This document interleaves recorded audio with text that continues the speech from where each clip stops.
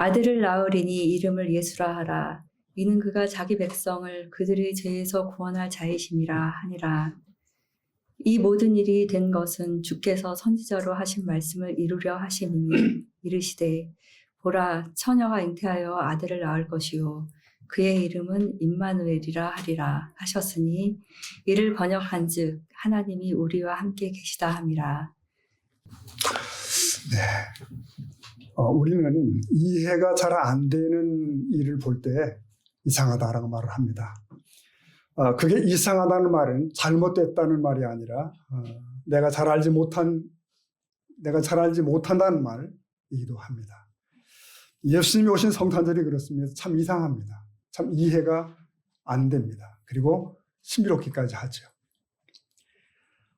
자, 무엇이 이상한가 몇 가지 살펴보려고 합니다. 첫 번째는 여기 써 있네요. 깊은 잠에 빠졌다.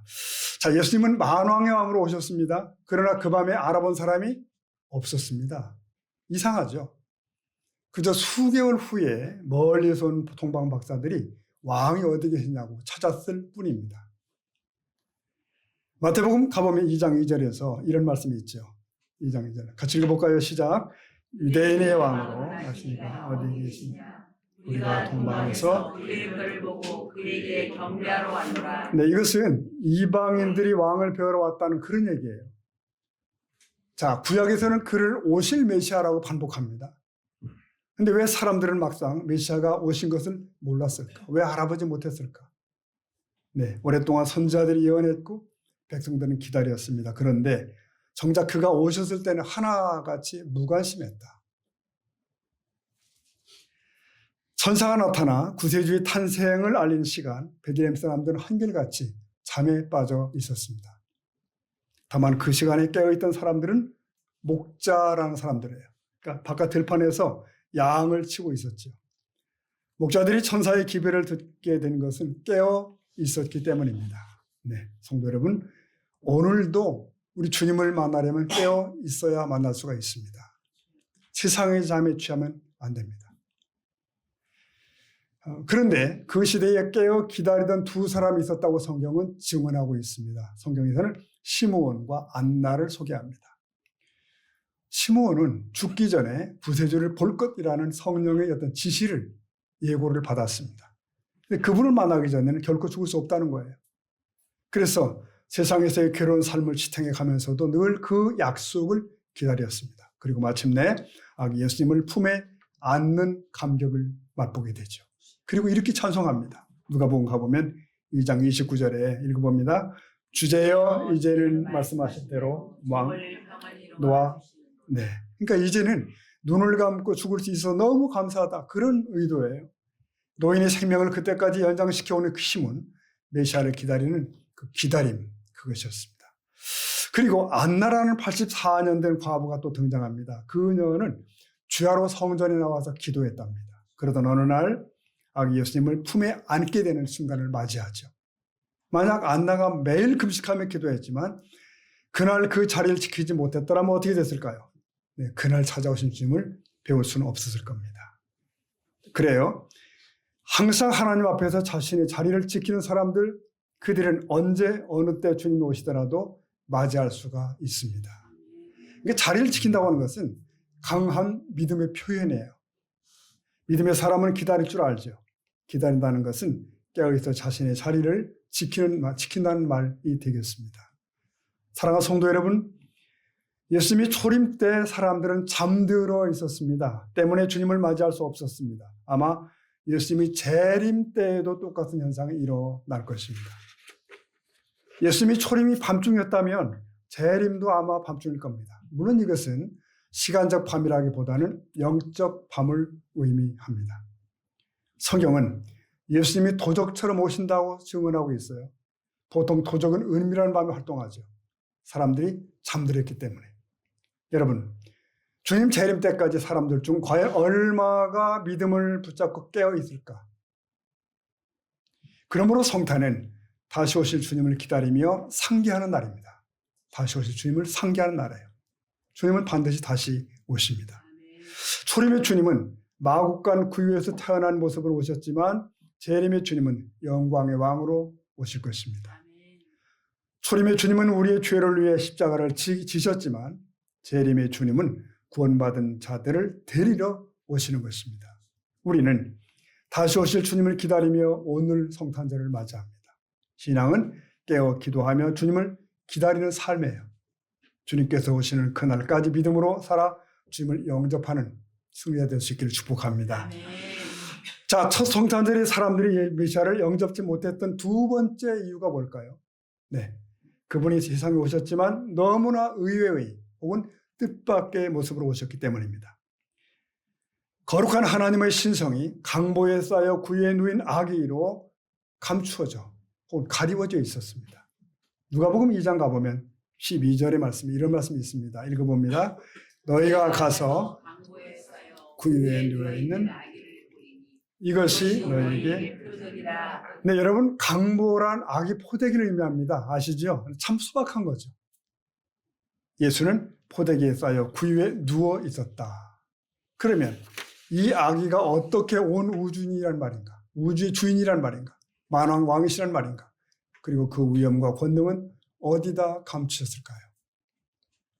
사람들은 하나님이신 예수를 알아보지 못했습니다. 그러면 하나님이 속이셨나? 아닙니다. 일찍부터 성경은 오실 메시아에 대해서 반복하여 알려주고 있습니다. 예컨대 미가 5장 2절에 가보면 이런 말씀이 있죠. 네, 읽어봅니다. 같이 시작. 베들레헴 에브라다야 너는 유다 족속 중에 이스라엘을 다스릴 자가 내게서 내게로 나올 것이라. 그의 근본은 사고의 영혼에 있느니라. 그러니까 그 아기는 조그마한 동네에 나실 것이다. 이런 류의 예고가 반복됩니다. 그러나 사람들은 주님을 알아보지 못했습니다. 메시아는 빛나는 영광 가운데 오실 거야 라고 생각했기 때문입니다. 베들레헴에 수많은 방들이 있었습니다. 그러나 그 밤에 만삭의 마리아를 맞이한 곳은 하나도 없었습니다. 마침내 그들이 찾아간 곳은 가축들의 우리였습니다. 훗날 요한은 그것을 이렇게 말합니다. 요한복음 1장 11절에 가보니까 그가 자기 땅에 오매 자기 백성이 뭐죠? 영접지 아니했다는 것입니다. 네. 본래 하나님은 사람들이 그냥 가까이 쉽게 근접할 수 있는 분은 아니시죠. 그 이름으로 함부로 부를 수도 없는 분이에요. 지성소에는 선택된 제사장만 들어갈 수 있었습니다. 자, 그러니 그 거룩한 분이 말구의 아기로 오셨을 때 경직된 시선의 사람들은 그를 알아보지 못하는 게 어쩌면 당연하다. 알아볼 수가 없는 거예요. 오늘도 사람들은 같은 실수를 되풀이합니다. 사람들은 예수님에게서 거룩한 신성만 보려고 하기도 해요. 그러나 성탄절은 우리에게 예수님의 인성도 보여줍니다. 사람 대신. 삼위일체 이유이신 성자 하나님은 이 세상에 계시던 33년 동안만 사람으로 계신 것이 아닙니다. 지금도 부활 때의 모습으로 하나님 보좌 우편에 계셔요. 그리고 재림의 날에도 그 모습, 그 몸으로 임하실 것입니다. 그분은 영원히 사람이 되신 하나님이에요. 그래요. 성육신 하신 하나님은 오직 예수님 한 분이십니다. 사도 요한은 예수님의 신성을 부인하는 자들을 악령을 받은 자라고까지 엄히 책망한 적이 있습니다. 여러분, 하나님이 사람이 되시는 것이 없었다면 우리의 구원도 없습니다. 네. 이 세상에서 성도가 당하는 고난에 대한 해답도 없을 거예요. 그리고 그 고난을 이길 힘도 우리는 얻지 못할 것입니다. 그런데 예수님이 사람이 되셔서 그것을 다 몸소 체험하셨습니다. 겪으셨습니다. 그리고 이기셨습니다. 이게 우리의 승리 예표예요. 말씀이 육신이 되어 우리 가운데 거하시매 라고 했습니다. 이것이 성탄절의 핵심 메시지입니다. 우리는 예수님의 성육신 속에서 하나님의 엄청난 상실과 그리고 희생을 봅니다. 이렇게 하나님 우리 곁으로 오셨습니다. 네, 구유에 누이신 아기에게서 우리를 위해 전부를 포기하고 잃어버리신 하나님을 우리는 봅니다. 성도 여러분, 그래서 성탄절에는 우리가 찾아야 할 정신이 있습니다. 하나밖에 없는 아들까지 세상에 보내신 하나님의 선교 정신이죠.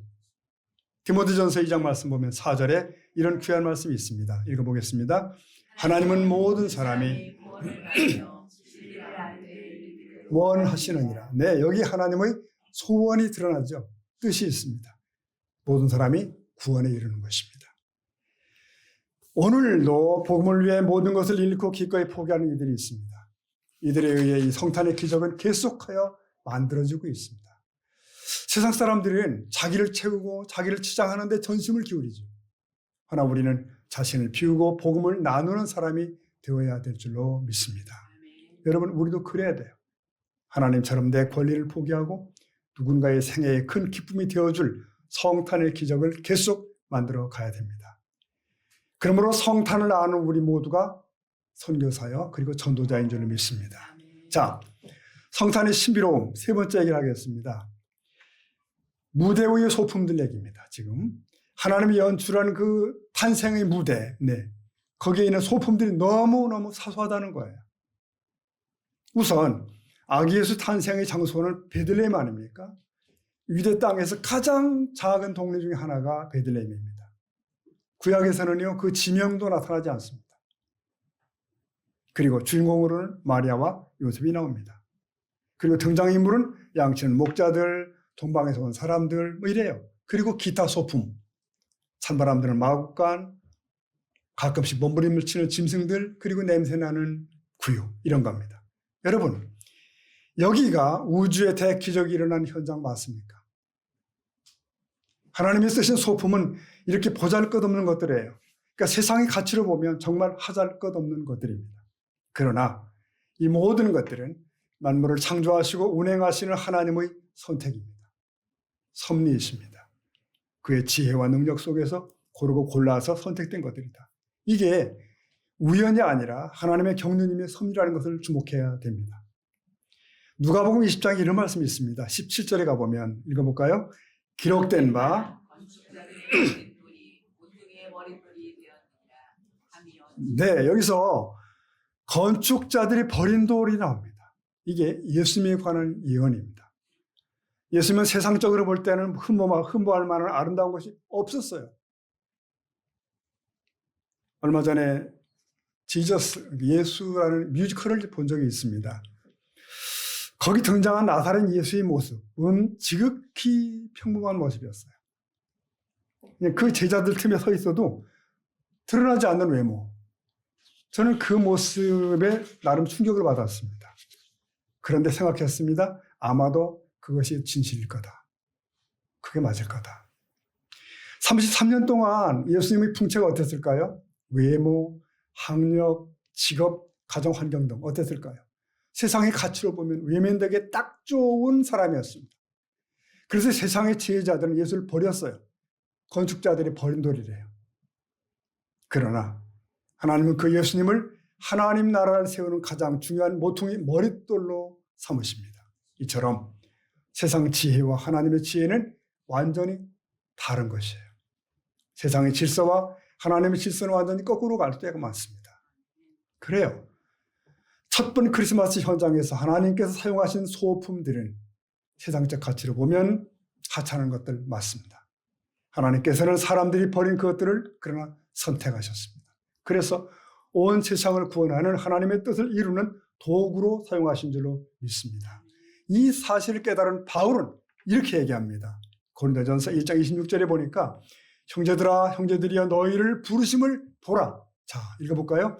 육체를 따라 지혜로운 자가 많지 아니하며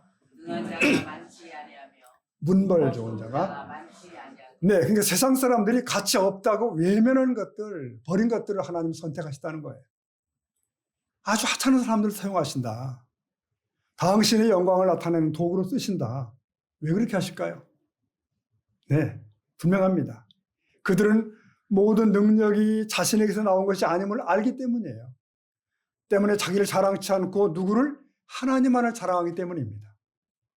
성도 여러분, 우리가 그래야 돼요.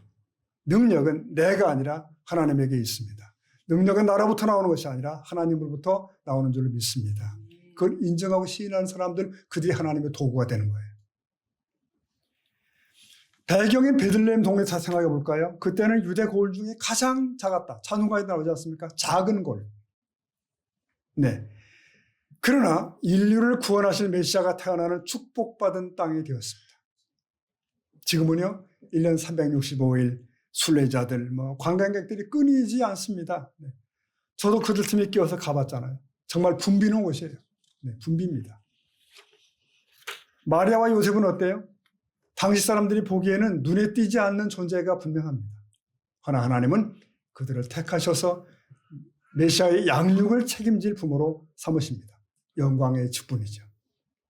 마옥강과 구유는 어떻습니까? 그저 짐승들이나 쓰던 거 아니에요?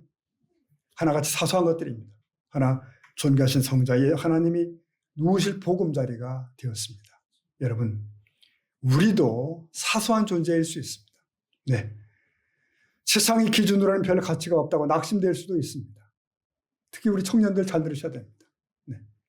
그러나 그렇지 않습니다. 아기 예수님을 품에 안은 순간 마리아와 요셉은 존귀한 존재가 된 줄로 믿습니다. 아기 예수가 누워진 순간 말구이는 광채 나는 자리가 된 거예요. 우리도 그럴 수가 있습니다. 자신이 한계 앞에서 한숨 짓는 사람들에게 하나님의 나라는 가장 가까이에 와 있습니다. 사소한 소품으로 가득한 예수 탄생의 무대에는 사실 하나님의 신비가 가득 차 있습니다. 성도 여러분, 우리의 삶이 그럴 수 있습니다. 아니, 그 역사는 이미 시작이 되었습니다. 우주보다 크고 위대하신 주님이 내 안에 계신 줄로 믿습니다. 자, 첫 성탄의 신비한 점 하나 더 말씀드리겠습니다. 온 세상의 주인이시라면 가장 높은 자리에 계셔야 되죠. 그런데 우리는 가장 낮고 낮은 자리에 계시는 그분을 봅니다. 짐승들의 구유에 누우신 하나님, 이 세상에 그렇게 태어난 아이가 있나요? 우리 중에는 아무도 그렇게 태어난 분 없어요. 그분은 하늘이라도 모실 수 없을 만큼 광대하시고 어무이하십니다. 근데 어떻게 이 세상에서 가장 낮은 곳, 더 이상 내려갈 수 없는 밑바닥까지 내려가셨을까? 그게 우리가 이해할 수 없는 성탄의 신비입니다. 그날 밤 베들레헴에는 다른 아기들도 있었겠죠. 근데 천사는 강보에 쌓여 구유에 누인 아기가 예수라고 지목을 했어요. 그것 외에 다른 표적은 없다고 그랬어요. 기억하십시다. 하나님이 세상의 낮은 곳으로 임하신 것은 세상의 사람들을 섬기기 위함이셨습니다. 섬기려면 낮아져야 되죠. 무릎을 꿇어야 되죠. 화려한 장식이 달린 옷이 아니라 수건을 허리에 두르고 고개를 숙여야만 돼요. 예수님이 그러셨습니다. 베들레헴 말구유에서 골고다까지 그가 걸으신 길은 한 걸음 한 걸음 다 섬김의 길이었다 라고 말할 수가 있습니다. 여러분, 내가 가진 모든 것들, 손과 발, 그리고 가장 작은 거라도 주께 드릴 수 있다면 그보다 더 복된 인생이 있을까요? 그러면 하나님 앞에서 얼마나 충성스러운 종으로 여김을 받을까? 하나님이 우리에게 쓰라고 주신 것을 남기고 가는 것은 아마 부끄러운 일일 것입니다. 근데 우리는 남기고 가는 것이 너무나 많을 것 같아요. 주님이 주신 육체는 일하라고 주신 거죠. 그저 다듬고 치장만 하다가 그대로 하나님께 가서는 안 되겠죠. 주님이 주신 재물과 능력은 의로운 일에 쓰라고 맡기신 겁니다. 창고에 쌓인 채 녹슬어가고 있다면 그 또한 무책임이 아닐까. 성도 여러분, 우리의 인생이 끝을 맞을 때 결국 남는 것이 뭘까요? 네, 하나님과 이웃을 섬긴 것입니다. 지난 날을 돌아보십시오. 가장 멋진 순간들은 사심 없이 섬긴 시간들이에요. 주님을 위해, 이웃을 위해 뭔가를 했을 때입니다. 여러분, 사랑의 법칙을 아십니까? 사랑은 하면 할수록 상대방이 내 존재의 목적이 되어서 그 상대방을 섬기게 된다는 거예요. 그러나 반대로 사랑은 식으면 식을수록 이기적이 되어서 나를 위해 상대방을 이용하게 됩니다. 그러므로 사랑하는 일은 상대방을 섬기는 일이에요. 섬기지 않는 사랑은 죽은 사랑이고요. 그러므로 참된 섬김은 혼자 존재하지 않습니다. 꼭 붙어 다니는 것이 있어요. 사랑입니다. 참된 사랑도 혼자 존재하지 않습니다. 반드시 섬김으로 나타나게 되어 있습니다. 그래서 사랑과 섬김은 둘 다 따로 존재할 수 없는 거예요. 우리 교회를 둘러봐도 우리 교회 공동체도 성도님들의 사랑으로 여기까지 왔습니다. 그것은 섬김으로 나타났고요. 하나님은 우리를 향한 사랑의 절정에서 예수님을 보내셨습니다. 그리고 예수님은 우리를 섬기기 위해서 사람이 되셨습니다. 예수님은 완전한 인간의 모델로서 인간이 살아야 할 삶의 본을 보여주셨습니다. 그것은 사랑하는 일과 섬기는 일이었어요. 예수님은 왜 사람이 되시어 그 밤에 세상에 내려오셨을까? 네, 죄의 굴레를 뒤집어쓰고 사는 인생들, 우리들을 자기와 똑같은 존귀한 하나님의 자녀로 만드시기 위해서였습니다. 초대 교부 이레네우스는 성육신의 비밀을 그래서 이렇게 설명한 적이 있습니다. 그가 우리와 같이 되신 것은 우리가 그와 같이 되게 하기 위함이다. 그가 우리와 같이 되신 것은 우리가 그와 같이 되게 하기 위함이다. 그랬습니다. 네, 오늘 말씀을 매도하겠습니다. 네, 성도 여러분, 복된 성탄절 아침입니다. 주님의 재림은 주님의 재림을 다시 바라보게 하는 것입니다. 그러므로 크리스마스는 과거의 얘기가 아니라는 것, 미래의 얘기라는 것, 그리고 다가올 사건입니다. 초림 때 사람들은 예수님을 맞이하지 못했다고 말씀을 드렸습니다. 잠들어 있었기 때문에. 장차 재림 때는 어떨까요? 아마도 초림 때처럼 많은 이들이 잠들어 있겠죠. 그러나 우리는 깨어 있어야 될 줄로 믿습니다. 사람들이 메시아를 맞지 못한 것은 너무 의외의 모습으로 오셨기 때문에 그는 강력한 정복자가 아니라 낮고 천한 인간으로 오셨어요. 그것은 성육신의 신비입니다. 이 성육신은 권리, 포기 정신입니다. 이제 예수님을 따르는 제자들은 내 권리를 포기하고 세상을 복음으로 섬겨야 돼요. 복음으로 살아가야 됩니다. 사람들이 오신 메시아를 보지 못한 것은 사소해 보였기 때문입니다. 그래요. 하나님이 만드신 성탄절은 소박합니다. 등장인물과 소품들은 한결같이 보잘것없는 것들이에요. 그러나 하나님은 그것들을 통해서 새 역사를 시작하셨습니다. 하나님의 새 역사에 그렇게 쓰임받고 헌신의 길을 달려갈 수 있는 저와 여러분 되기를 축복합니다. 그렇습니다. 오늘 성탄절은 지극히 높으신 구세주께서 낮고 낮은 아기로 오신 사건입니다. 그는 섬기러 오셨고 섬김의 길을 가셨습니다. 십자가까지. 그의 사랑과 섬김은 우리의 승리를 위함해요. 성탄을 맞는 성도 여러분, 우리 또한 그의 제자입니다. 그의 삶을 사십시다. 낮아져 섬기십시다. 오늘 아침 성탄의 주님을 품에 안은 우리야말로 진정으로 외칠 수 있습니다. 메리 크리스마스. 복된 성탄. 저와 여러분의 성탄이 진정 복된 성탄 되기를 축복합니다. 한번 따라하시다. 메리 크리스마스. 메리 크리스마스. 네, 예수님의 이름으로 축복합니다. 아멘. 기도하겠습니다.